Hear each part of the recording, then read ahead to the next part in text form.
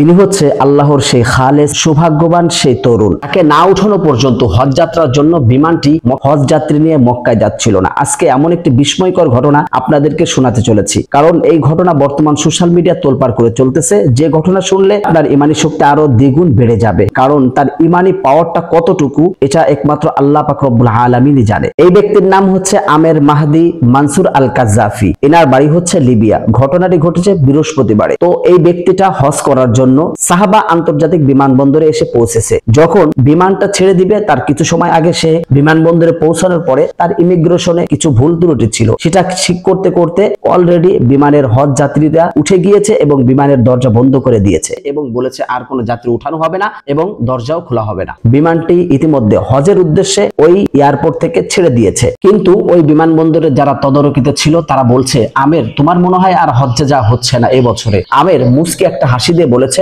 হজ্জের যেহেতু আমি নিয়ত করেছি ইনশাআল্লাহ আমি অবশ্যই হজে যাব। কিছুক্ষণের মধ্যে শুনতে পেল ওই বিমানের কোন একটা যান্ত্রিক সমস্যার কারণে বিমানটা আবার ফেরত আসছে সেই এয়ারপোর্টে। বিমান ওই যান্ত্রিক সমস্যাটা সমাধান না করে যেতে পারবে না। যখন বিমান এয়ারপোর্টে আসছে কিন্তু সেটা সমাধান করতে কিছু সময় লেগেছে, কিন্তু বিমানের ভিতরে যে পাইলট ছিল কিন্তু সে পাইলট তারপরও দরজা খুলতে সে নাকচ করেছে, কিন্তু সে দরজা খুলতে চায়নি যে আর কোনো দরজা খোলা হবে না, কোনো যাত্রীকে উঠানো হবে না। কিন্তু আমের কোনো বিভ্রান্তি না হয়ে ওখানে বসে রইল। আবার সেই বিমানটা হজ্জের উদ্দেশ্যে সেই বিমানবন্দর থেকে আবারও আকাশপথে রওনা দিয়েছে। তারপরে ওখানে যারা তদারকি ছিল তারা আমেরকে আবার বলতেছে, দ্বিতীয়বার বিমানটা আসলো তোমাকে উঠালো না, যাও তোমার হয়তোবা এই বছর হজ্জে যাওয়া হবে না। আমের আবারও একটা মুস্কি হাসি দিয়ে বলল, হজ্জের যেহেতু আমি নিয়ত করেছি ইনশাআল্লাহ অবশ্যই আমি হজে যেয়েই ছাড়বো। তারপরে কিছু সময় পরে আবার সংবাদ আসলো, বিমান কিছুদূর যাওয়ার পরে বিমানের আরো একটা সমস্যা হয়েছে, আবার বিমানবন্দরে ফেরত আসছে। কিন্তু বিমানবন্দরে ফেরত আসার পরে পাইলট এমন কিছু কথা বলল যেটা শুনলে আপনার ইমানি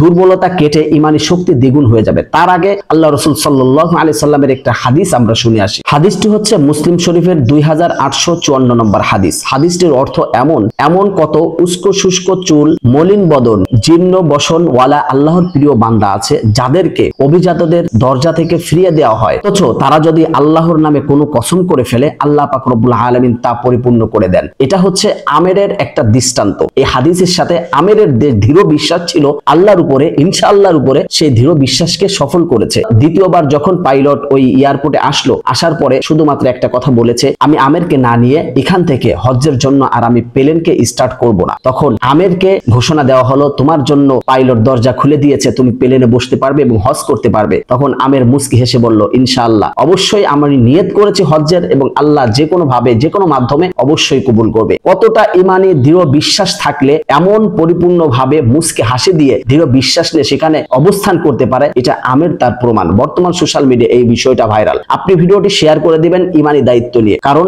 এই বিষয়টা সকলে দেখলে সকলে বুঝতে পারবে তাওয়াক্কাল তো আলাল্লাহ, আল্লাহর উপর যখন দৃঢ় বিশ্বাস রাখা হয় আল্লাহ পাক রব্বুল আলামিন অবশ্যই কোনো না কোনো মাধ্যমে আল্লাহ সেই দৃঢ় বিশ্বাসটাকে পরিপূর্ণ করবে ইনশাআল্লাহ। তো ভিডিওটি কেমন লাগলো এবং কমেন্ট করে অবশ্যই জানাবেন। এবং এবছর যারা হজ করতে গিয়েছে আল্লাহ পাক রব্বুল আলামিন প্রতিটি হাজীকে সুস্থতার নিয়ামত দান করুক এবং প্রতিটি হাজীর হজকে কবুল করুক, আমিন। আসসালামু আলাইকুম ওয়া রাহমাতুল্লাহি ওয়া বারাকাতুহু।